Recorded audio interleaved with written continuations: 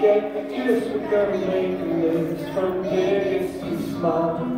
They are Asia, Africa, North and South America, Antarctica, Europe, and finally Australia.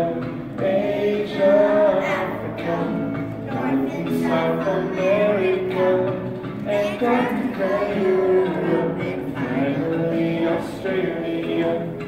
My name is Asia, and more than half of the world lives here, like wherever.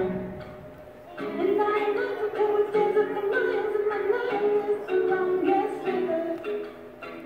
North America starts down in Panama, wide open spaces all the way to Canada. I'm South America, with animals galore, where the rainforest grows, comes the rain around the moors. I'm Antarctica. Europe, you're welcome for the pasta, pizza, waffles, and fries.